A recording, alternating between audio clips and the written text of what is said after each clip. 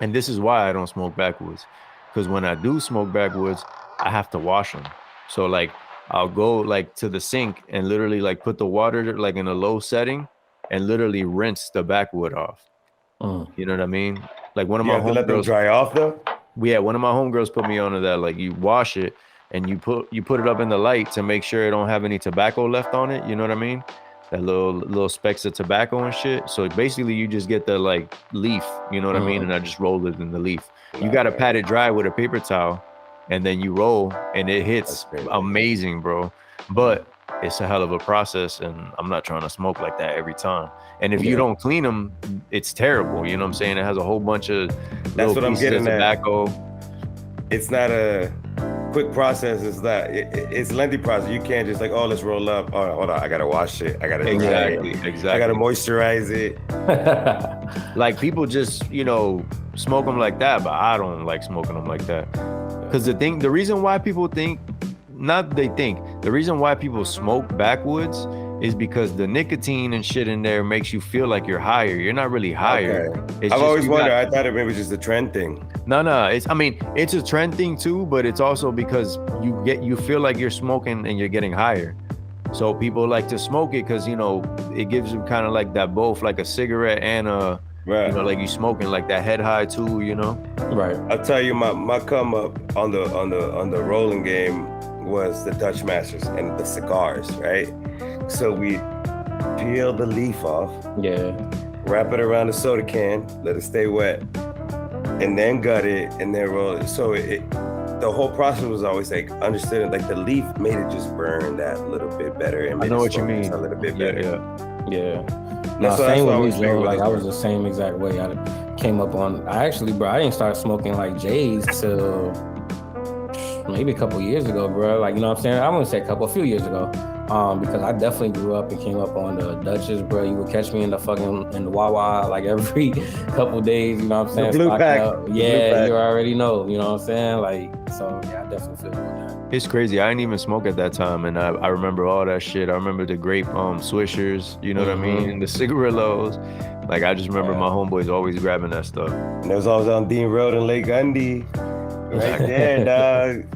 We're in the Hardee's. I wish the Hardee's was still there. I drove by there the other day, and it looks so different, bro. There's like little plazas and stuff there. It's mad gentrified now, bro. When we was there, it was literally Wentworth, and that was it, bro. And we would walk and be hyped to go to the corner store and get the Hardee's, bro. Like it still blows my mind that they built like a luxury apartment complex next to Wentworth, like wall to wall with it, dog. And there's a Dollar General right across the street, bro. It's so gentrified now, bro. It is. But they can't take Dean Road out of that intersection. They will never. They will never. There'll still be someone in that store smoking a cigarette outside the store for 8 hours. Facts. It's too many people that grew up in Green Tree. You can't do nothing about the cribs. You know what I'm saying? You can do whatever with the apartments. You can't do nothing. Orlando turning into like New York in the sense of like your whole little hood and then your memory of how you grew up, brother, it's not even going to exist no more. Like it already doesn't, you know what I mean? Like you can't even take your kids to the area and show them this, that, whatever, you know what I'm saying? It's not even the same thing. Bro, I grew up on the Lake Pickett side, and Lake Pickett, that's heading towards Bithlo. You know what that side's like? That's the countryside, right? On Lake Pickett, now there's a Starbucks and an emergency hospital. A whole ass hospital and a Starbucks on the corner, Lake Pickett. Like, bro, I remember my first job, dog. I had a job with my boy. Damn, man, I forgot my dog name. It's been so long. It feels like.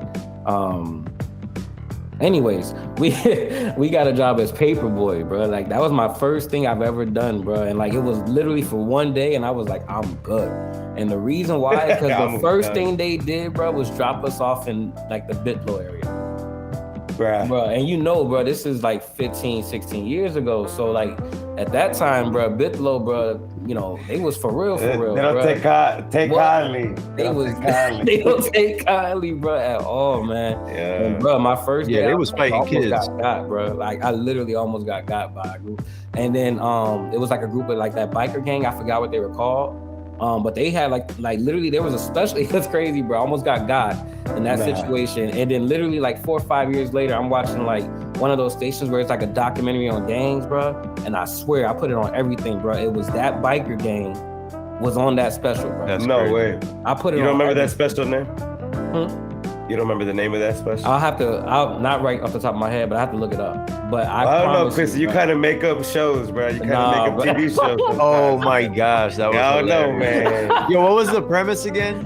Yo, you just text a group chat with this crazy premise for something that nobody even knew what you was talking about. I swear, bro. What was it? It was basically about this photographer that like basically all his boys was like ragging on him about always taking pictures or whatever, and then he ends up taking pictures of like a crime scene.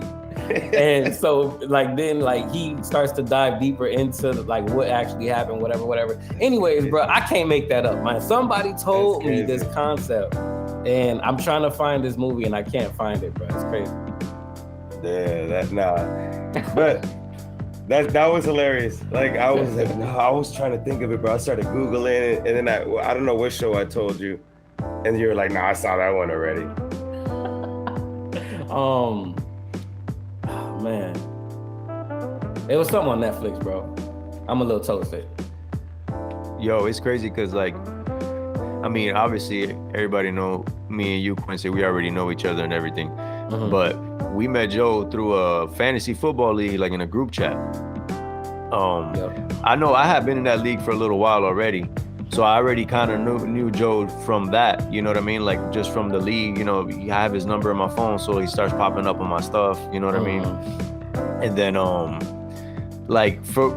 I never used to write in it, like ever. Like it had been a few years. Yeah, you definitely weren't. And like they would talk like how we talk now, not as much, but like it would only last like during the football season. You know what I mean? Like after football season, it would die. But it was kind of like how it is now. You know what I mean? Like they would talk a lot, but I would just never write in there because I'm a hermit crab. So it's like I only knew Angel and I think maybe one or two other ones, like probably Don or something. And I didn't know anybody else. And then this year, you ended up joining Quincy. And for whatever reason, I was like, man, fuck it. I'm getting the messages anyway. I might as well talk. You know what I'm saying? And then that's how we met Joe, through the group chat like that. And it's crazy because, like I said, I'm a hermit crab, but for whatever reason, me and Joe just clicked. And then we started playing Call of Duty and stuff. And then just like from the people I know that know Joe, that they're like, yo, he's good people. It was like hand in glove type stuff. You know what I mean? And like, I just find it so crazy. Like, I wonder what it is that like you click with people that way, because it doesn't happen, bro. You know what I'm saying? You know what the wildest thing to me is that, how old are y'all? I'm 33. 30. I'm about to turn 38. So you would never notice the age difference, right? Right, facts. And even though I'm 38 and I'm older than y'all, there's people who are older than myself that I'd click with the same way off rip, regardless of the age. And it's just like, I feel like it's a soul thing. People got old souls. And that's one of the first things I saw about Lesos. Yo, like the way this guy operates, this guy is in the middle of the nothing over there in Deltona, planting all his own vegetables. It's like, and that's what I love about the brand. And then Quincy wants to get to know you, like y'all are so grounded, man. It's just like down to earth. We don't even like the same artist. I'm a Drake stan. Yeah. You know what I'm saying? This guy hates Drake. And we love the way we love music together. To correct that, I love when Drake sings. Love when he sings. All his R&B joints, I got them all in my phone. It's just, and I used to like when he rapped too, but there was like a shift. Like, I swear, bro, like, and I remember it too. Like, I like Drake up until around that time when he did No Lie with 2 Chainz. Wow. He kind of, when he switched there, that's when you don't become superstar without switching to there. No, that's a fact though. That's a fact. I will never deny like that Drake is like out of this world. Like you don't become a superstar without going to there. You know what I'm saying? Like it's the same as Jay-Z. Like when I was younger, I wasn't a big fan. Now I'm a big fan. But when I was younger, I wasn't a big fan. But I never said he was whack. I just said to me he wasn't all that, but I recognize, you know what I mean? Yeah. No, but like I just appreciate that regardless of the artist's views, we still connect on a music level. And that's why I bang with Wentworth way before. No, I bang with the one with y'all and Ty. Oh, the Perfect record. Yes, like that was it. And then I remember we played once. We was in the Call of Duty lobby once. We played, and I said, "Wait a second, Quincy." Yeah. I remember you asked me. I remember. I was like, "Is that the Wentworth Quincy we was just playing with?" And then I was like, "Oh shit." Because I already saw you on the artist level, and I was like, wow, I already met this guy on a personal level, and that's super cool because I would have never, you know what I'm saying? You meet people who are trying to be artists and trying to be creative and trying to make music, and they put themselves with a kind of personality, and that's why I would have never got that from y'all, and that's the best thing about y'all. Yeah, it's because you're so personable. And then you can also have this artistic side to you. And that's why, Lester, you saw that conversation with Junior. It was like when I played the song, and I was like, oh, Junior, if you didn't know that Lester's an artist, this was like 2 days ago, he would have never known because you're so personable. And I think that's what makes the quality of the music so much better. And that's what makes the relationship between him and I, regardless of the artist's views, it's like we able to relate on a music level and on a personable level. Me and Quincy tie that in. It's like it just makes so much sense why y'all made a fucking LP together. I always say it, and Quincy knows because he took a little step back from the music, and the whole time I'm like, man, whenever you're ready, let me know. Dog, it's like everybody that I've worked with, it's just terrible. I can't, you know what I'm saying? Sometimes I'm just like, damn, bro, there's just certain people that you click with, and me and Quincy was always cool, just from growing up. But then once we added the music element and it worked in the music too, it's like, bro, you don't find that, you know what I mean? And it's crazy because you can't learn that. Because it's there's certain I feel like there's certain levels, not even levels as far as higher than the other, but let's just I'm gonna map them out horizontally instead. So I feel like there's levels laid out, and then there's people that belong in certain levels, you know what I mean? And I feel like that's what people kind of don't understand, where they can't just see okay, these people gel, I'm not part of that situation, I don't gel with that. That's cool for them, not for me. You know what I mean? And so many people don't realize that, and they want to bring you to their level. And they're like, yo, why you don't want to come to this level? It's like, bro, there's different levels. Not everybody's made to be in those levels. And just because you grew up together, or just because you've known each other for X amount of years, none of that means that you belong on the same level. If it ends up happening, that's a plus and it's super dope, but it's not always going to happen.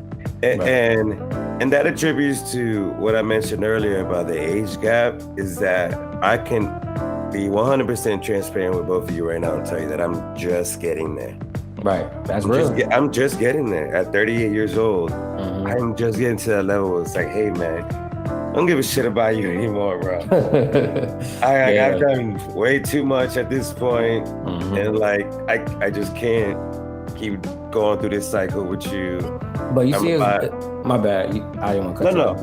No, you're good. I was just gonna say, man, the dopest part about it too is kind of going to what Les said as far as the hand and glove thing. It's once we realized the music stuff worked, bro, then that just opened our minds to other stuff. You know what I mean? Talking business, talking, you know what I mean? Just other things, because it's bro, you know what I'm saying? We understand each other in a way where it's you know what I'm saying? There's no animosity, there's no hidden agendas, there's no, you know what I'm saying? There's none of that. It's you know what I'm saying? I call him and ask him about his kids. Motives. Yeah, there's no, you know what I'm saying? I ask him about his kids. You know what I mean? We were just talking yesterday about, when I came in town, bro, I went to go see his kid play a basketball game. You know what I'm saying? It's just because at this point it's they're family. You feel me? So it's it's just, it's weird that doesn't happen more often, but like you said, with everybody else, thing. It's all about, like he said earlier, man, putting people and where they fit in. You know what I'm saying? It's like if y'all don't fit at that point, you know what I mean? But you know what I think happens too, like with what you're saying, which is absolutely true. But I think part of it is that those people that don't realize that there's different levels, them kind of seeing it as friction or seeing it as something they don't other like it. than They don't exactly. like it. Animosity grows and the hate grows. I've dealt with it. I've dealt with it within the last probably 10 years. It's tough. It's tough. It's like they automatically assume that you think you're better than them, and it's like it has nothing to do with that. Or that it's an issue. You know what I mean? I'm just continuously moving in this direction, in this swim lane, right? And I got my peoples right next to me, in this moving in the same direction, in the next lanes next to me.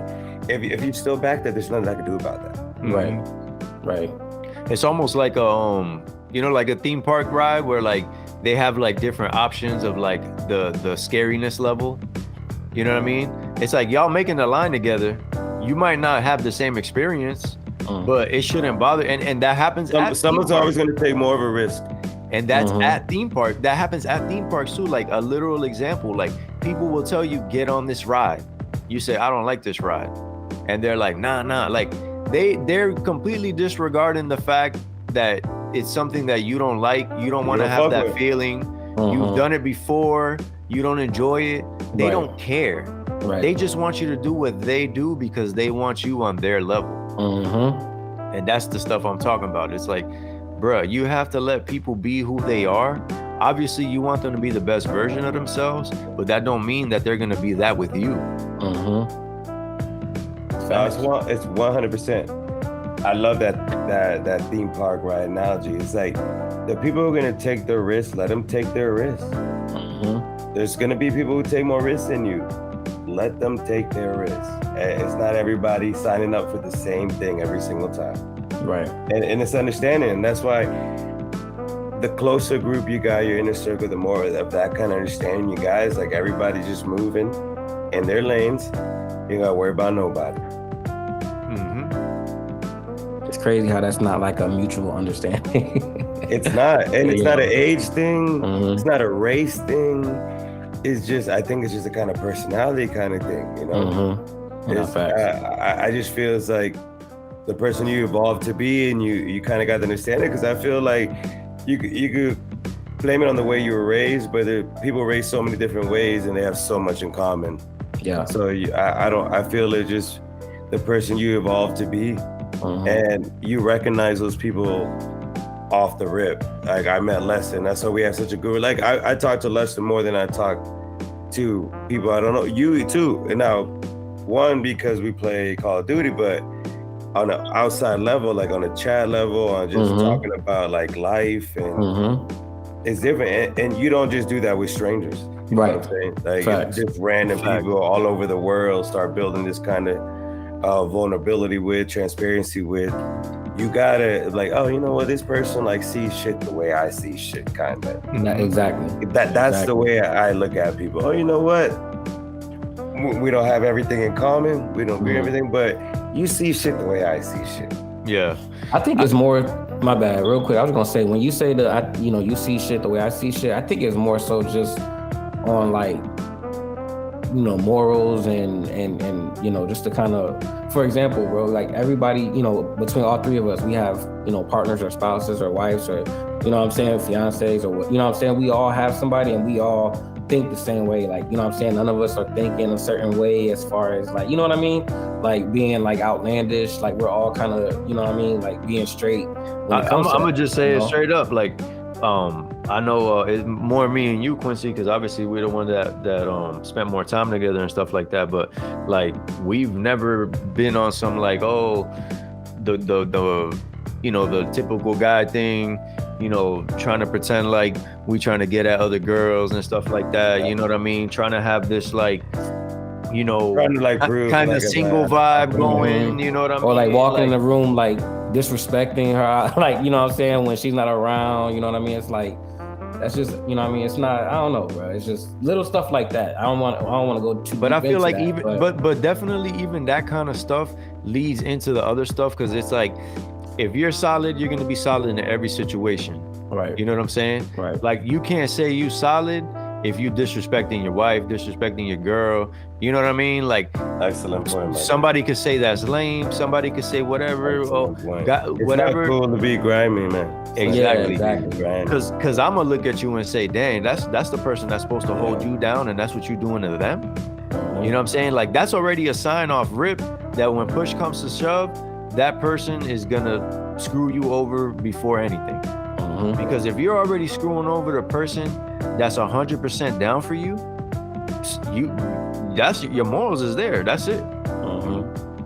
No, that shows. Your loyalty shows because exactly how you said. Let's like, if you're treating someone that close to you with that much respect, like how you gonna do me? You know what I'm saying? Exactly. Well, I probably matter like a fourth of what she should matter to you, kind of thing. Exactly. And obviously, but you know what I'm saying? If it was a female in regard, either way, it's just like that matters, and you got to show your integrity in all aspects because people can't trust you if you don't show your integrity. That's exactly. You got to show it in all aspects.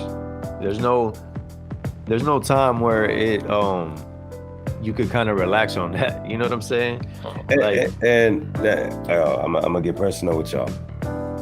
You know what I'm saying? So say you know somebody like that, right? There's no way and I can honestly 100% ask both of you this question because both of you on the same understanding as me.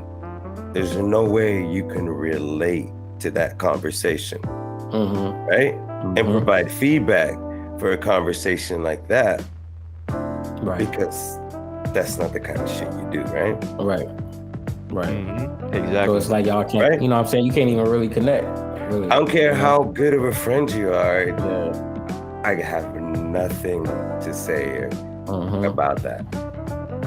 And that's one thing I realized. There's no more, guy talk, locker room. Let's just chop it up and make it a joke. Like, nah, man, I can't relate to any of this conversation. Kind of thing, you know what I'm saying? It's like the point of not trying to be cool anymore. Exactly. Right. It's like we all got eyes. You know what I'm saying? Women are women.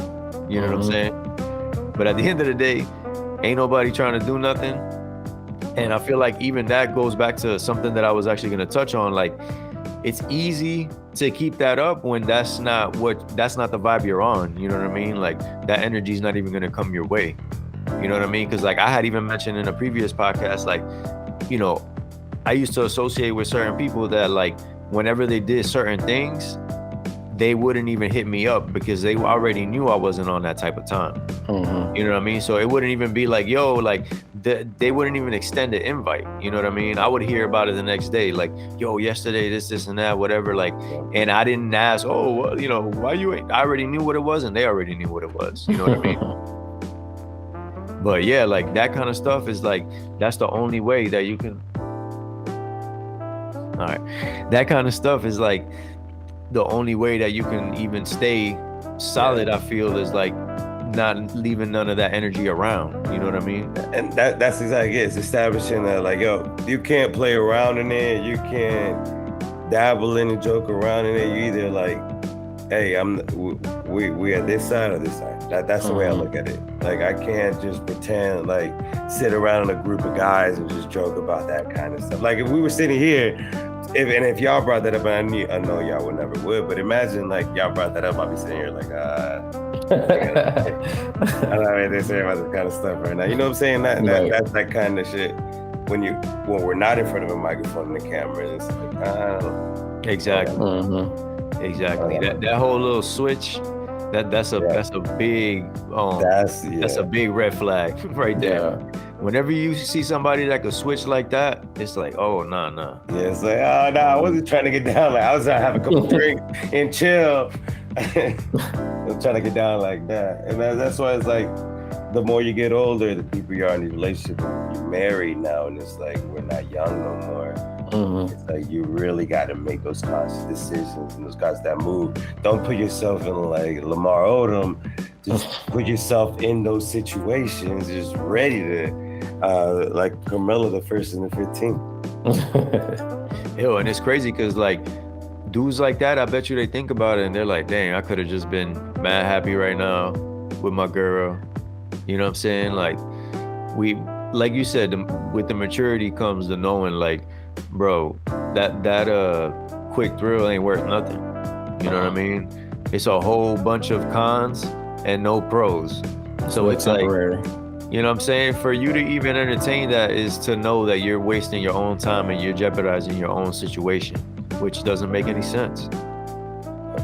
You're literally stabbing yourself in the back. Bro, seeing that shit, understanding that shit, the earlier you have in life, setting yourself up for a successful marriage, successful relationships, all that shit. Because honestly, bro, like, I've had people ask me, like, oh, you know, because me and my wife been together for super long. Like, we've been together since 2008. You know what I mean? We got married in 2012, so it's already been 10 years. You know what I'm saying? And since we've been since people know that, like, they're always like asking me like relationship stuff, and it's like the people that ask me that are like random people that will see me like at a get together or something or whatever. It's like they'll ask me like, oh, how can you be in a relationship that long? Oh, that's crazy. Like, how do you like, just even like mentally, how do you? I'm like, bro, what are you talking about? Like, if you just do what you're supposed to do and know that you doing what you're supposed to do, what else is there to think about? Like, I'm the type that I'm not even worried about, like, oh man, like, could she be doing something? This is like, I don't even, those kind of things don't even cross my mind, because one, I know I'm chilling, I know I'm straight, I know I'm not doing nothing I ain't supposed to be doing. And two, if you do that, you lost. You know what I'm saying? Because it's normally those guilty thoughts that have you thinking like that. For sure. How long you and wife been together, Quincy? Sure. Me and my fiance, man, we've been together for what, 2 years now. And we kind of like we actually pledged together, like in the business frat. We pledged together. We sat right next to each other. Longer than. Yeah. Well, I mean, we've known each other for almost 3 years. About 3 years. Yeah. So yeah, man. So it's been a interesting growing process. You know what I mean? Because we went from literally like obviously not knowing each other at all, going through a process together, like where we both were kind of on pins and needles. And then, to us actually being together and kind of now she's my fiance, you know what I mean? It's like, it's been a growing process for sure, Yeah. That's dope, man. Well, when did you guys get engaged? We got engaged, 2 months ago, February 26th. I feel like we knew that. I feel like you announced that. Did you send I think I did. Nah, because it was real low key, because she's, that's something that she wanted privately. I actually, in my mind, I had something. No, I think my boy also sent the same way.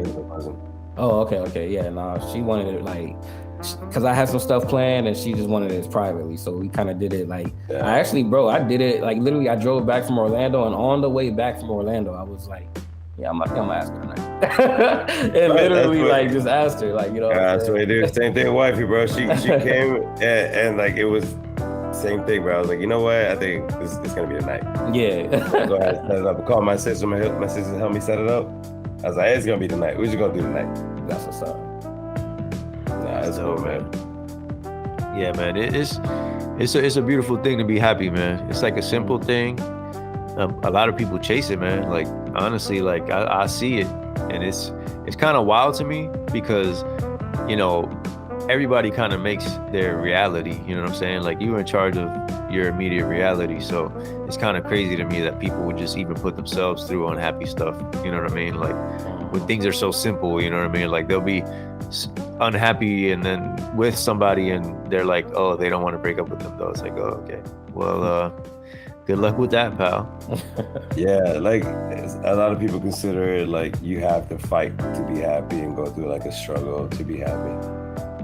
It's crazy. I mean, definitely takes work, but I mean, I think people don't realize the difference between like working and like chaos. You know what I mean? Yeah. It's like things can be rough, but abuse rough, nah. Like, you know, maybe you have to work, you know, 2 jobs rough, yeah. You know what I'm saying? Right. Like there's certain things that you're gonna expect to go through, but you know, other things you don't have to go through them. Shouldn't be hurting.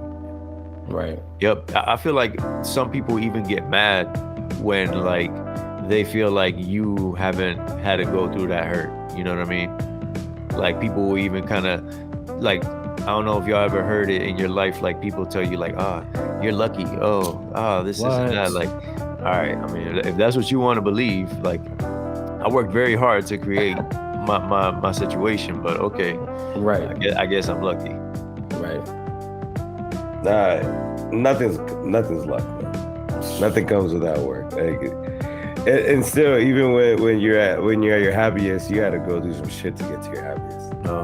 Bro, I remember going through a situation, and I'm not gonna dive too deep, but I remember going through a situation where, literally, bro, I had an opportunity present itself, and I told a dude that I went to middle school with. We was friends for a long time. I told him about it, and the first thing he said was, "Man, you're lucky." And I was like, you know, it hit me different. I'm like, bro, you should be like, you know what I'm saying? Like, if the tables were turned, bro, I'd be like, you already know that's what's good. You know what I mean? Like, it just wasn't the same energy. And then literally, bro, next day, I told him like, you know, I had to be at a certain place or whatever by 8 a.m. the next day, whatever. Next day, I go out to my car and it had got broken into. Literally, somebody jammed on my thing. I never had proof that was the situation because it could have just been a car break. You know, I don't know. You know what I'm saying? But at the same time, that's real ironic. You know what I mean? Yeah. Yeah, bro. I've had. I wouldn't trust it. Oh no, we that situation is dead for sure. But I mean, other stuff happened that it finally, you know, died. Yeah, that's definitely like what I'm talking about. Even with like the sharing energy with people, you know what I'm saying, and like being cool with people. It's like you got to recognize what type of vibe you're on and where your own flaws are at, so that you know how to deal with people and how people, you know, possibly got to deal with you. You know what I mean? It's like, I don't know, man. Like, I feel like it's hard for people to look inward, and I don't know what it is. Like, I've always wanted to like figure that out. You know what I mean? Like, I wonder what makes people not be honest with themselves. Like, how does the mind work when you're lying to yourself? It takes that self-reflection though, honestly, and it was probably like 2019 for me, honest to truth. And then I tried to buy those books.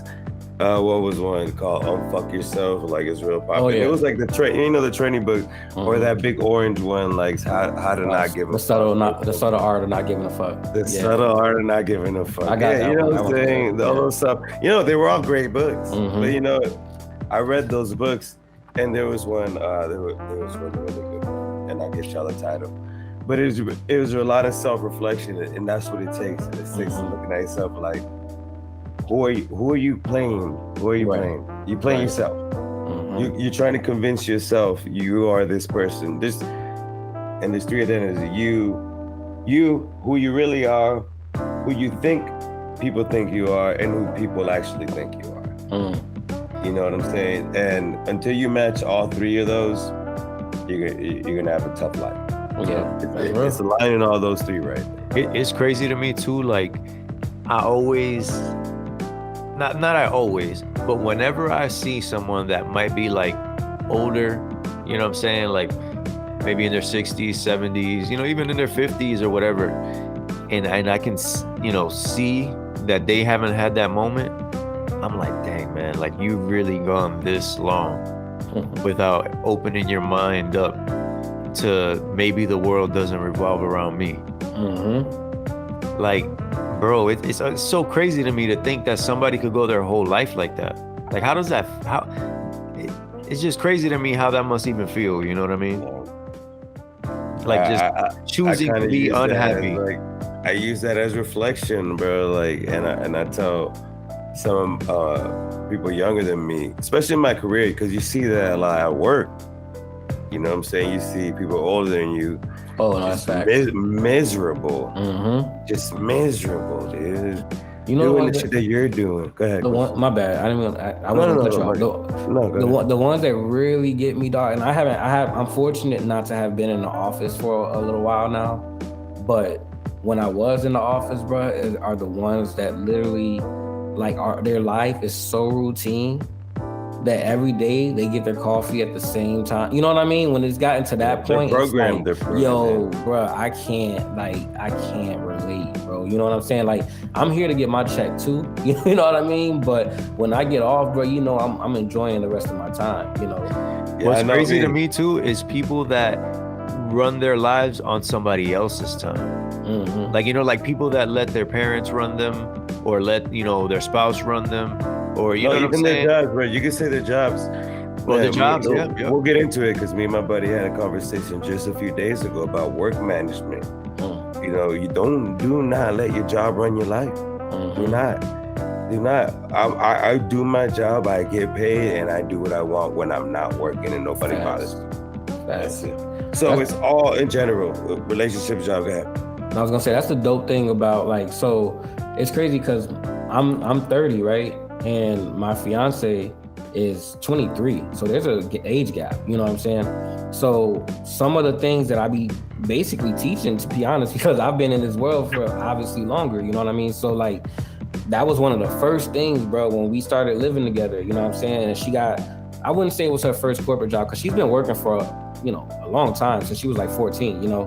But it was like her first job where she had her degree, she's, you know, getting her little corporate, you know what I'm saying? It's like she's stepping up, and now you're dealing with the politics and stuff that come with it, you know? And that was literally the first lesson I had to tell her, was like, yo, they calling you on your off time, you don't answer. You respond when you get back. You know what I mean? You gotta set the tone. You gotta manage. You gotta manage that work-life balance. You have to manage it. It's part of your job. Yep. I feel like people always look at their job like it's not just other adults going through their day as well. You know what I mean? Like, bro, once you realize that these are just, like, they're literally the same as you, the same kind of thoughts that go on in your head is what goes on in your boss's head.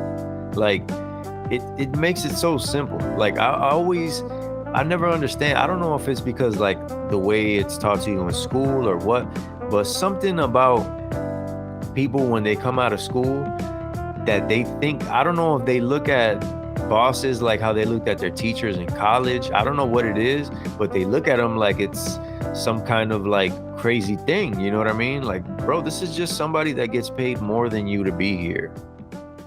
Facts. 100% clicking with you. But same thing. So in my industry, they have all these crazy fucking titles, right? So I went to work for Lockheed Martin in 2017, right? Crazy fucking titles, all these levels and all this crazy shit. And then once I started getting to know, like, the people and the things they do, I'm like, yo, like, I could do this motherfucker's job. Like, that's crazy. Right. Like, that's crazy. I could literally do this job. Yep. And you just have the title for it. And it's like, all right, you know what? I think we're all, like, I'm past that, like, seeing people, like, glorifying, like, these type of, like, no. I think we might be smarter than these people at this time. No, definitely, bro. I have a coworker that calls our supervisor boss. I hate that shit. Like, I hate that shit so much. You know what I'm saying? Because, like, you're not about to see me call another person boss. Like, you're not my boss. Like, you might be my supervisor. You could be my manager. Oh, just like in their term, like, what's up, boss? It's like, yeah, bro, you're not my boss, bro. I don't know, bro. Like, I don't know why people think that's cool. Like, you know what I'm saying? Like, I don't know, bro. I don't like that shit. It's like, bro, at the end of the day, we all people, and I hate people that forget that when they're at work. Yeah. You know what I mean? At any job, like, if I'm going to grab some food, like, whatever, bro, like, you know the type. Like, there's just certain people that they take their job so serious. It's like, bro, you are a human being right now. Like, relax. Like, dog, like, people let these things get to their head and, like, affect their lives in such a crazy way. Like, that shit does not matter to anybody but you. Literally. Like those people, those people you're talking about, I know 100%. Yep. And the crazy thing is when you really break it down, like to like a real basic level, like everybody's lucky that we're all going along with the charade. You know what I'm saying? Big facts. Everybody just gotta accept, all right, bet, like we're all in on this little thing. Let me just chill and strut along. You know what I mean? Mm-hmm. Those people that don't realize that, I hate them. Dog. I can't stand them. Bro, I got people that will literally make problems out of no problems. Oh my God. And it's like, dog, why are we even talking about this right now? Like, you know what I mean? Like, it's like I could be doing anything else with my time, and we're talking about something that you made out of nowhere. We're like, we got to talk you through this for you to understand this. Because everybody else is. I hate having to help somebody through an imaginary situation. Like, all right, explain to me the fantasy you made in your head. Facts. All right, okay, okay, all right. So you assume this from that action? Oh, okay. Mm-hmm. All right then. Well, no, that's incorrect. So right there, the whole situation just got resolved. Exactly. Like, it's crazy, bro. Like, I can't deal with people like that. I can't do it. And that's even something like from growing up. Like, I remember I heard when I was a teenager, like, yo, man, like, why you don't really be like having girlfriends like that? And when you do, like, you break up with them. I'm like, bro, I'm a teenager. Like, I knew at the time, like, I'm a little kid. Like, you know what I'm saying? Like, this ain't that serious. Right. Like, why are you questioning that right now? We ain't making crazy decisions right now. You know what I'm saying? Like, I'm not trying to pick a mate for life right now. We in high school. You know what I'm saying? We 15. Mm-hmm. But people would really be on that. Like, you got to fight for love. Like, bro, we're 14. What are you talking about fighting for love? Like, it didn't make any sense. Bro, standards were applied super early in our lives, constantly, at every stage of our lives. And that's why it's like, we're at this stage of our life and that we're still young, but we got to understand the 20 years ahead of us. And we're like, we're not about to be these miserable ass 67-year-olds that we know today. Like, nah, we're not doing that. We're gonna take a different route.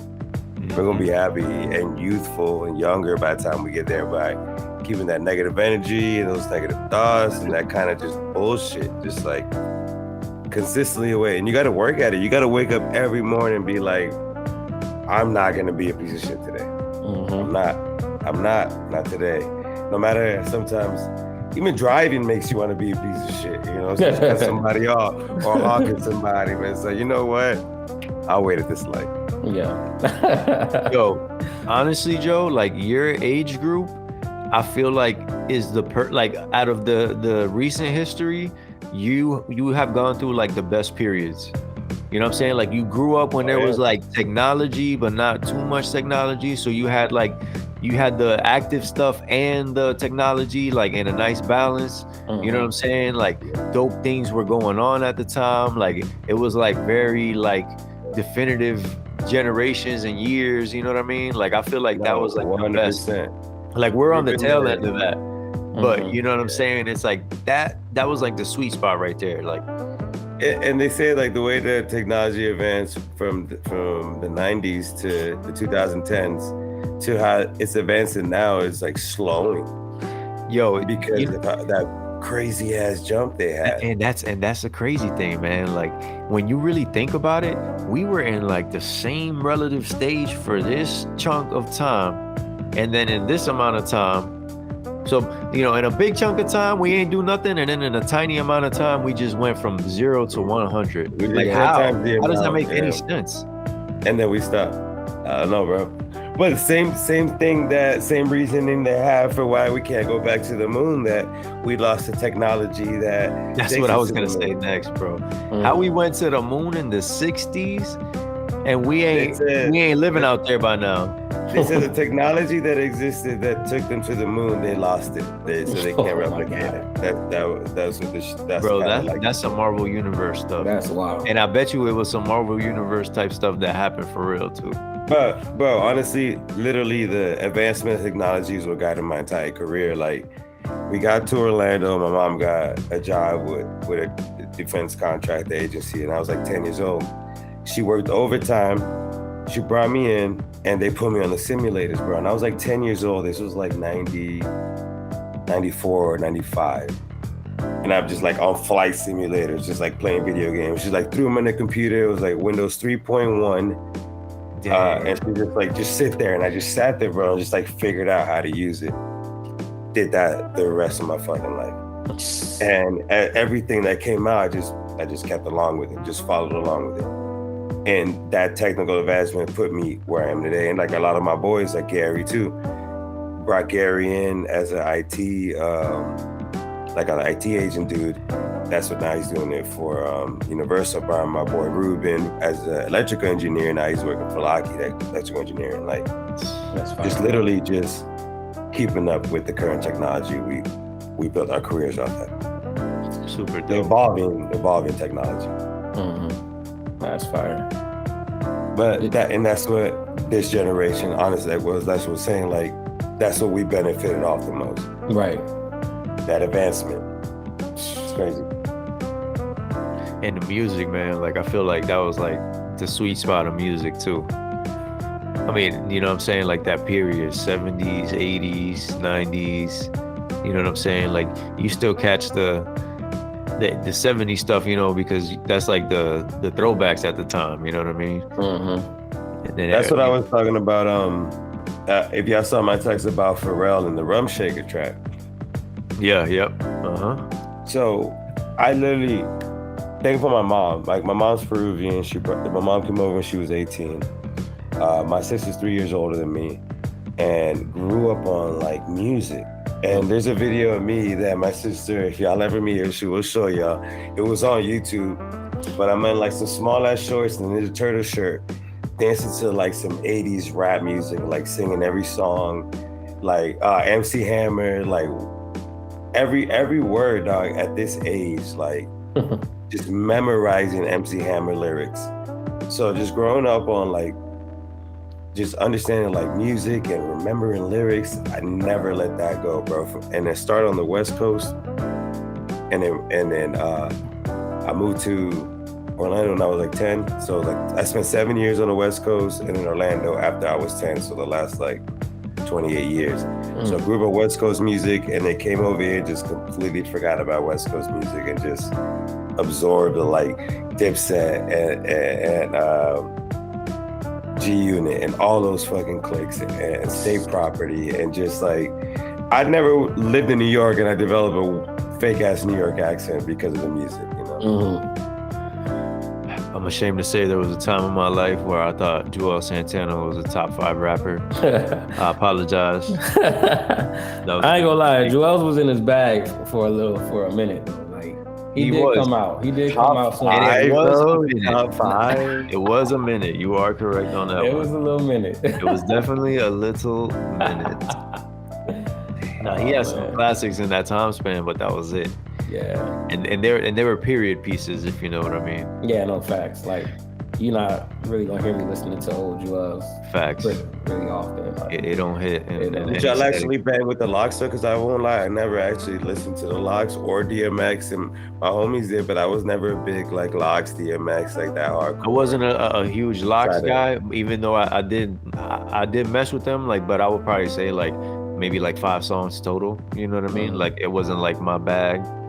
But DMX for sure. Slipping, one of my favorite songs. Yo, that's literally, bro. Slipping. I was just about to say that's the one. Definitely, that's the one. Locks, same. I messed with Jada, but I never really was a big Locks fan. I mean, it's not that I didn't mess with, like, as far as like they weren't nice. They were nice. It just wasn't my sound. Like, you know what I mean? Like, I definitely fuck with like we had the paper towel bandanas. Yeah, that was our senior year. You know what I'm saying? We had the air sprayed Air Forces, the air sprayed t-shirts. Like we was definitely like full out Dipset. Like we thought we was part of that group for sure. And that was that New York influence down here. You know what I mean? Like, like it's like you said, Joe. Like there was a time when like I would go somewhere and people would be like, "You from New York, right?" I'm like, "Nope, not at all." Yeah, from Puerto Rico and here, you know what I'm saying? Yeah, I don't know what it was about the early like 2000s, because that's when I moved to Orlando, and that time there was a lot of people. But dog, everybody that moved into Wentworth at that time was from New York. They was all from New York. That's crazy. And I was born in Queens, but I wasn't raised there. Yeah. Or moved to Cali. My mom took me straight to Cali, and I was raised in Cali till I was 10. So I picked the Mets, I picked the Knicks, and I picked the fucking Giants just because I was born there, just because Nas is from Queens and Nas is a Mets fan, and I was a Nas fan before he came out. Literally the only reason I picked these stupid ass teams, and I'm still fans of them because of that reason. Because of the music.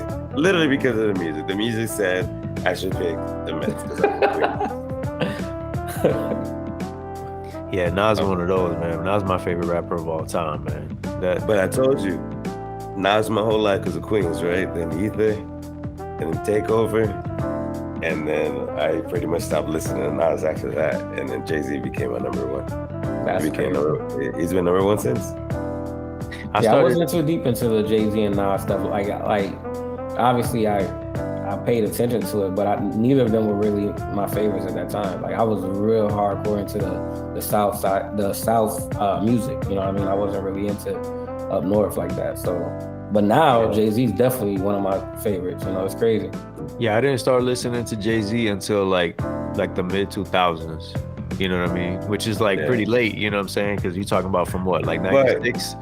But you know what? That's probably like 8 years later or something, you know? But that's probably the age thing for me. So I lived through the actual battle, and I was downloading Super Ugly on LimeWire. When Super Ugly dropped, I was downloading LimeWire. That's when Jay-Z did that. Got yourself a gun. Yeah. That shit. And that's why. And I that's like remember that era for sure. You know what I'm saying? Like I remember downloading shit, and I was like, nah, this is it. Like I'm done. I'm done with Nas. I'm a Jay-Z fan. And you know what it was? Life in Ties Volume 2, my first Jay-Z album ever. And I was fixing that. So I'm not really a Reasonable Doubt fan. My Life in Ties Volume 1, not a crazy fan. I still don't listen to those albums. Just Volume 2 and on. That's when I became a fan. That's what I listened to. Yeah. That's real, man. I ain't gonna lie, bro. 444, bro. That's probably my favorite Jay-Z album. My favorite Jay-Z album is probably the Black Album. That Black album's hard as hell. I don't know. I think just the vulnerability of 444, man. That one for me was real, like, you know what I'm saying? Because it's like obviously you go back and hear the old music, but then when you hear him on that album, it's like, yo, that's a grown ass man speaking to you. You know what I'm saying? Like it's like he speak about his entire family on that album. His mom, his wife, his kids, everything. Nah, he's literally the blueprint of a rapper. Like that's excellence as a rapper. You know what I'm saying? Facts. Who's your favorite rapper of all time, Leslie? Nas, hands down. Okay. When I first heard my bad. Go ahead. Matter of fact, rest in peace to Mike, man. Mike was the one that really put me on because I used to always hang out at his house because me and Jesse was good friends. Yeah, where you tell me that. And you know, Mike will always get that Nas album when it first came out because he loved Nas. And every time he would, whatever like is the banger, he's like, yo, y'all gotta listen to this. He would put it on the CD player. And I was like, I remember when I first heard Rewind, bro, like, and he like acted it out and rapped it to me like when it was playing, you know what I mean? So he's like, yo, listen up, gangsters and honeys with your head. And I'm like, I'm there listening, and when I hear the story, I'm like, oh my gosh, and like he's spitting, like he's flowing too, you know what I mean? And I was. You know what I love about him? He was really the most fucking New York out of all of us, and was actually New York. Like for real, he was never not wearing a Yankee hat, never not representing like Puerto Rico and New York. Full like New Yorican to the max. Always. Yeah, facts. He always showed love too, like to Puerto Ricans. I remember that always like was dope to me too. Cause you don't hear it a lot in the music, even though we always around. Yeah. Our shit was honestly like one thing, rest in peace, and I will always remember it was Hector Lavoe. We put that Calla Luna, Calla Son. Oh yeah. Yo, always, bro. Like we spent a lot of time together. We spent like 4th of July weekends in Miami. We've taken like crazy trips, man, and they always ended with Hector Lavoe and some salsa at the very end of the night. Like always, that's what we always remember. And nobody could dance salsa, but we just it's the vibe. Right? Music is so crazy, dog. Like it still blows my mind. Like even like listening to, like when you hear a good song and like just like when a good song is in the air, like I don't know, bro. Like it's something about it that like it's crazy to me that people don't really care about music. You know what I mean? I could definitely understand you don't have the time to like dedicate to music, but damn, you don't even listen in your car. Right. Like people just be really driving in silence or like listening to like the radio, and I'm just like, what? Like you just doing that? That's another relatable factor between the three of us is because we all would really listen and create and work and just that deep dive into music. It's the appreciation of it. Just because we enjoy it. Right. You know what I'm saying? Like this shit I do with Gary and Lester and just listening and just like I just love music that much. Like I'm not making it. But by just being a part of it, like I love music that much. I really enjoy it that much. Just being part of the process and see it work and having the conversations with the artists that I listen to, like, you know, Jay-Z and Drake, and I can't have these conversations with them, but having someone like y'all and listening to Lester's music and like the Mary Jane track, bro. And that's what I told him, like at the end, like I got lost. Like I lost myself like in some Kanye Devil in a New Dress type shit. Like it's crazy. Like I just lost myself and I was like, I love that when I was like, oh shit, what am I listening to? Like, oh, that was good. That was good. Run that back. That's super dope because like that's that like vibe and that feeling that you're chasing. And like when people don't get it, you're just like, how do you not get it? How do you not feel that? Like that's what I'm saying. Some people just need to be rewired, I feel like, but then again, it's the level thing again. Yeah. And that's another thing is acceptance that no matter how much you care about people and love some people, you wish some people will understand things the way we never will. And we'll never understand the shit that they think. You know what I'm saying? But knowing the people who do and sticking around those people and sharing energy with those people, I think that's the best we could do as we get older. Yeah. It's crazy because you was asking Les who was his favorite rapper, and like I was thinking to myself, I was like, you know, who's my favorite rapper? And like I can tell you literally how I grew as a man through my choice of a rapper at that time in my life. You know what I'm saying? All right. For example, like as I was coming up as a kid, bro, till probably like really till like I was 20, bro. Lil Wayne to me was that nigga. Like, you know what I'm saying? But then around like 14, 15, I got introduced to J. Cole. And that's when I was like, you know what I'm saying? I lied, probably like 17. But that's when I started listening for that kind of a sound. Like, you know what I'm saying? Talk to me about some real stuff, some real life stuff, you know what I mean? And then I picked that conscious rap. That conscious rap, but also give it to me in a way, pause, that, you know, it's like, I'm not bored. Like, you know what I'm saying? It's not, you know what I mean? I'm not bored. But then probably like 23, 22, 23, maybe 21, I really dove into Jay-Z. Like, I mean, I went back and listening to Reasonable Doubt. I was listening literally every album of Jay-Z's, you know what I'm saying? Like, I think I got about 5 of them on vinyl right now, you know what I mean? But and so like let me ask you this. There's so now that your Jay-Z appreciation now, Rory and Mal did with B-Dot from Rap Radar, they did the worst Jay-Z tracks ever. Do you know that what they gonna do with the Sean Paul? Yeah. With me? You remember that song? They said that was the worst songs ever. I don't know about the worst. Worst of Jay-Z?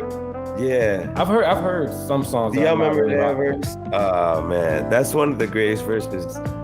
That's when he was like 33 O's on a chick back like Pippin. There's not a lot of Jay-Z that you would say is like horrible. Yeah, I mean I've heard some songs, but not like horrible. Maybe boring. Yeah, I feel like those are the greatest verses I've ever heard of Jay-Z, and they said those were the worst songs ever. Yeah, but like, even now it's like I don't feel there's definitely songs that are like boring, that it's like, okay, you're not really doing nothing, you're just on a decent beat, saying decent lyrics, you know what I mean? But I wouldn't say anything is horrible, you know? How do you feel about Nas' beat selection over his career? Because that's one of the most things he's criticized about. So I definitely understand the criticism, but like the way I, like me with music, like I like somebody that they can give you a strong vocal and that'll carry the whole track. You know what I'm saying? Like those are the type of artists I like. So when I hear Nas, it's like the vocal performance is so good, and but the vocal performance is so good that you're like, bruh, like I don't even care, you know what I'm saying? Because like, you know what went into this. What about the Kanye production one? So the crazy thing is, I was mad excited because I'm like, oh man, this is gonna be so crazily produced, and I probably liked 3 songs on it. It's terrible. And all of it was very mid. I was like, what? Like probably the best song was the Everything one, and it wasn't even like, it was just so amazing. It was just like, it was a cool song, you know what I'm saying? But that King's Disease and King's Disease 2, that's who he should have been with. Super late on those, and those were good. Yeah. That's who he should have been with. What was it, Hit Boy, right? Yep. Yes. They have an understanding. Well, I don't know but Hit Boy knows, like, this Nas, I will never ever let you rap on the whack beat again. I got you from here. Yeah, they showed like, yo, Nas, it was never Nas, it was just the guidance. Kanye definitely, I don't think he hit the mark at all with his album. Yeah, and then they dropped that Magic project, the recent one, and that one was like, honestly, that one was better than KD 1 or 2. Yeah, but I think it was a little different. I think it was a little different vibe, but yeah. But bro, from the first track, like that one was one that I was like, man, this is crazy. Like that's one of his best projects to me, like all time. Yeah. Like, and the crazy thing is, it's like, I feel like Hit Boy did what everybody just wished. Like, bro, I'm just gonna give you some fire beats. Here you go, just rap. And you know what I'm saying? He had a couple people in, like, probably to help with the hooks and stuff like that. And it's like, that's what you need. You know what I'm saying? Yeah. Like, you got the rapping part down. Fact. Trust me, we ain't questioning that one. I'm about to play that tonight. Sam. That Magic, bro, from the first track when it drops, you're like, whoa, like he sounds different, bro. Like it literally, like even just like the what they named it, the way the cover looks, like everything about it was just perfect. That's like, the orange one? No, that's the one that's like black and white, and it's like an older picture of him, like a side profile. And it's called Magic. It's the most recent one. That one is fire, I got all 3 in my library, but I just go between them too much, and I don't really know which one's which. Yeah, the Magic one is like a legit album. Like you listen to it 1 through, like give it a good listen like that, and you're gonna be like, damn, this is a work of art right here. Yeah, that's the best albums though. Yep. That's that thing. That's how I feel about, I'm like, real talk, bro. That's how I feel about 444. I feel like it tells a story. But it's like every song is different, but you get the big picture when you're done with it. And that'd be the best stuff. Smile's my favorite track on there, man. Smile's hard. Yeah, it's just. I gotta check that out. I haven't dived into that one. Yeah, no. Yo, man, we've been we talked about it a little bit on the 420 episode, but we've been getting into this duty, dog, and Joe's on the squad. Oh, yo, how many dubs we got yesterday? Was it 3? 3. Yo, honestly, we built a little squad between us. No, facts. And we get, like, it's crazy because we getting nicer, like the communication getting better. Like, you know what I'm saying? Like, we got 3 dubs yesterday? Yo. Hammer time, dog. Now Lester with the call outs though. No, that's what I was telling Megatron. I was like, bro, it's not about killing. Like, we need someone to watch the call outs, because if not. Facts.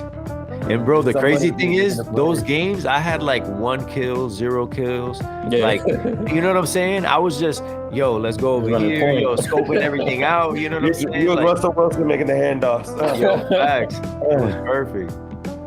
That's what it is, bro. We can get dubs all day. So you heard there's a huge ass update coming? No, I haven't though. Yeah, the whole map's changing. It's got I like when the map changes. I saw it on the I didn't click it, but I saw the title on my phone. Everything's Godzilla King Kong themed. They're actually in the game. Damn, yeah, I did see that too. Damn, that notification. Bro. Yeah, that's gonna be hard. Bro, and it's crazy. Like we were talking about it recently, but I don't like video games at all.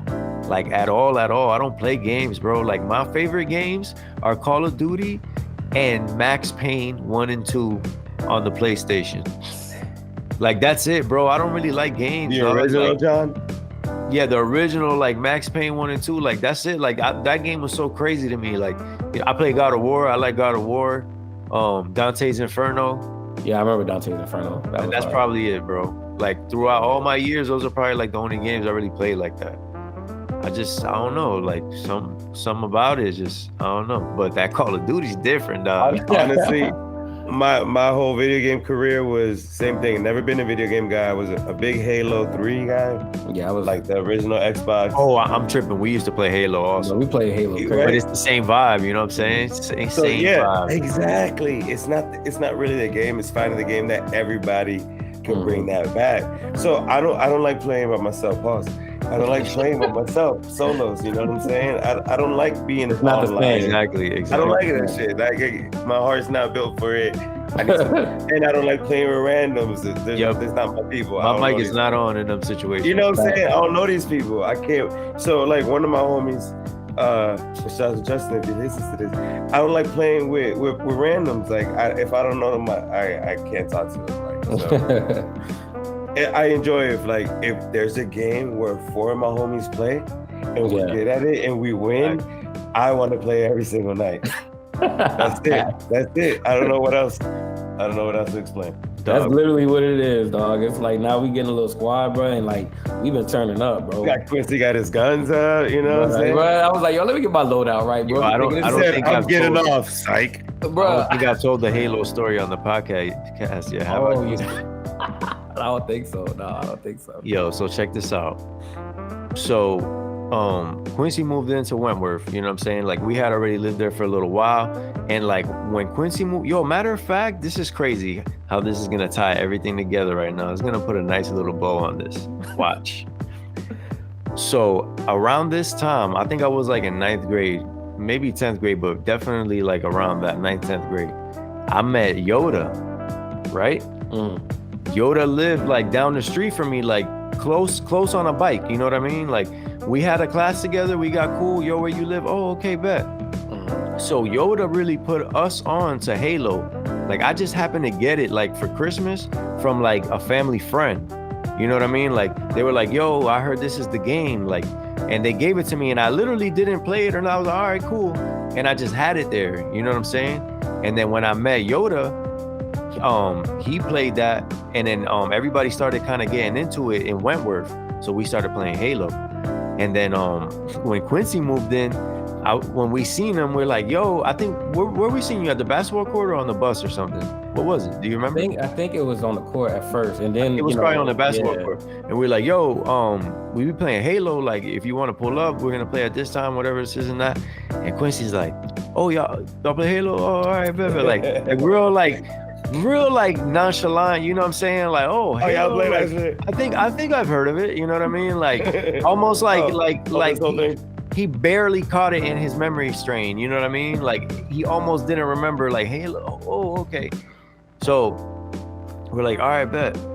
So when Angel used to play with us, he used to destroy us. Like Angel used to do like the little videos with the no scopes, and he had like montages where he was like murking everybody. So like we was bunions, you know, because we just started playing. We don't know nothing about playing. Like we didn't even know you could play games like together.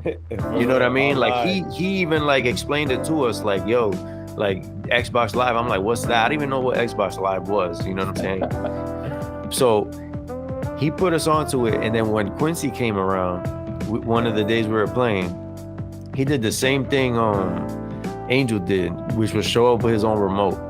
And so we realized right away, the dudes that show up with remotes. Oh, he about it. Yo, we about to get smacked. This guy's Uncle Phil with his own pool stick over here. So he pulls up with his own remote, right? I'm like, oh my God, we're done for. Dog, he destroyed us, like to the point where we didn't invite him, dog, because it wasn't fun. He said, "Oh, y'all said Halo." We're like, Halo. bruh, we can't play with this no more with you because it's not fun, dog. It was disrespectful, like, and I was like, dog, he really came here, like he didn't even know what video games were, dog. I was like, no, he bamboozled y'all for real. He definitely, just like Uncle Phil with the full screen. Like, he bamboozled this game, huh? Jeffrey, get Lucille. Lucille, get out. Yo, tell me your controller's name is Lucille, Quincy. Tell me that shit right now, dog.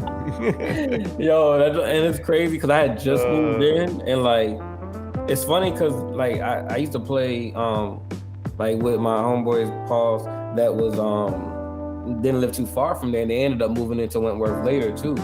But like, nigga, we used to go to tournaments. Like, hold on, bro, hold on. This dude used to jump in the air and spin. And he one of them. Headshot us, bro. He one of them, yeah. Like what? Like whenever like when you're on his team, like we used to be in like 2 different screens. You know what I mean? Like 4-on-4. You system link the systems. You know what I'm saying? Y'all on different screens. So like when we're on the same team and I'm looking at his screen, I'm like, what? What the hell? Like, how do you even get to the point where you could do facts? I'm like, bro, that remote gotta have a chip in it. Yo, he got that from the Terminator. What you said? You still know that guy? Oh. The one you talking about? The one that I used to like be in tournament. No, that's the one you talking about. Yeah. It was Quincy. Oh, Quincy was playing like that? Yes. Oh, I thought it was the guy he was in a tournament with that was playing like that. No.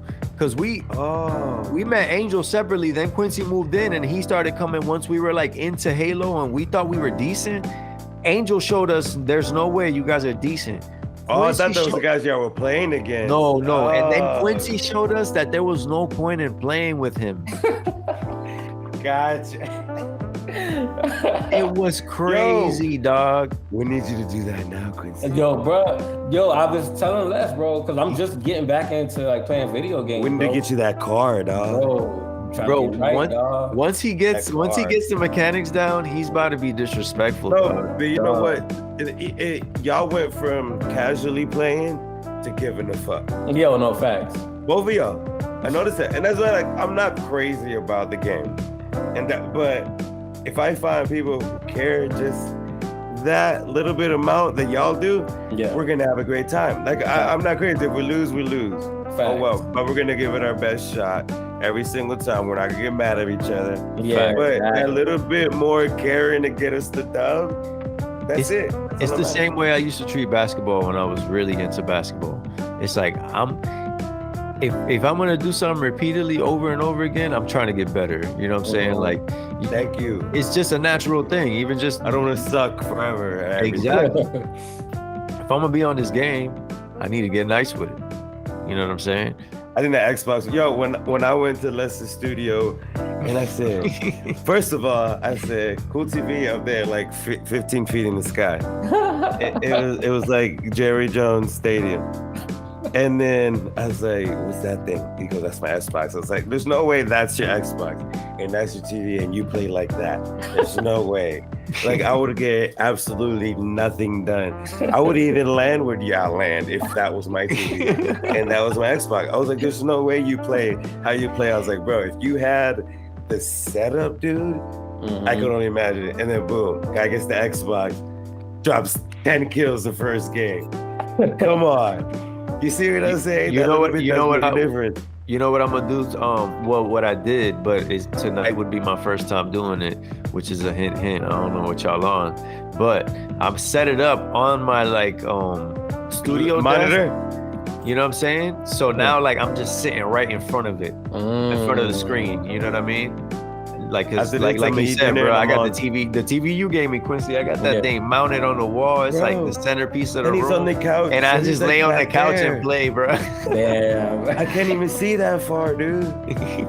Yeah, nah, I ain't gonna lie, bro. That little computer setup, bro, y'all putting me on to something, dog. Cause like, yo, I saw that setup, and the crazy thing is, you dude, need a computer right now too, so it's kind of like lining up. Facts. Not even the flex, dog. Cause that's set up right there, bro. That's why people be so nice, bro. They locked in. Yo, Edgar got one of these remotes that are like from like $150 to like $300. It's like a remote that like it's an expensive remote that they'll send to somebody to mod, and they'll mod it to like whatever First of all, he's a cheater, and mine's $200, but he's a cheater. He's like that. He said the triggers when you press them, they're like clicks. You know what I mean? They're mechanical. I got the same one. Mine was $200. So look, you got these paddles back here, right? So these are extra buttons. So I slide and I jump with these buttons. Oh, so I don't ever. So usually when you want to jump, you take your hand off this and you hit jump. You don't have to, Right? I don't have to take my hand off. I'm jumping and I'm sliding with these buttons. I had a wired remote that was like that one time. So it's a PlayStation controller that Scuff makes. So it's a PlayStation layout, and it gives me these two buttons back here. So that little bit of, but you see how that's how I evade getting shot. So when people are shooting at me, I'm moving like. Yeah, facts. That's not me. That's just I'm just going like this. It's the milliseconds, dog. The milliseconds count, dog. And being able to move the sticks and jump and slide at the same time without having to take my shit off, that gives me the advantage, man. That's wild. That little tiny bit. See, I never thought that deep into gaming, bro. Like, I got my system, I got my game. That's what I'm saying, bro. You know what I mean? And Edgar put me on to like he's the one that even like helped me get a little decent. You know what I mean? Because he would be like, bro, what are you doing? Like, he's like, what gun you know? He would ask me, bro. He's nice. Edgar's nice. I didn't even have like classes like that. You know what I'm saying? Like, I didn't even know what slide cancel was. I was just like, if you watch my screen, I'm just like skipping along. You know what I'm saying? I'm looking towards the ground. Yeah, I know. I know. And he's like, dog, what are you doing? I was like, I don't know, bro. He's like, you gotta aim up. Get over here. Let's just be having a good time, dog. Let's be smoking, talking about. And then honestly, he was like, yo, I ain't gonna lie, y'all, bro. I be wandering, bro. So just let me know. That's it. Unless that's his thing. But sometimes he'll just go that way. I'm like, yo, where you going? And then you see the triangle go like this. And you see the triangle go, coming back. No, but that's what I'm saying. Like, I have such a great time playing with it. And even Junior, like, we have a great time, and we can bullshit. We can talk the whole time. We can lose. As long as we give that little effort to try to win every now and then, that's all we need to keep playing. Junior's a great fourth every time. A great third, a great fourth every time. You're like, oh, Junior's on? All right, bet, let's get it. Junior be getting them dubs, bro. He's out at night. Hey, if y'all boys want to get on tonight, I'm going to eat, and I'm on. Yo, same. That's what I'm about to do, too. I'm about to get some grub. I think, I know my wife brought something. I don't know what it is, but we about to find out on the next episode of Dragon Ball Z. Bet that up, man. Yeah, I got something to do real quick, and then I should be on a little bit later. So probably by the time I finish eating and stuff, hopefully.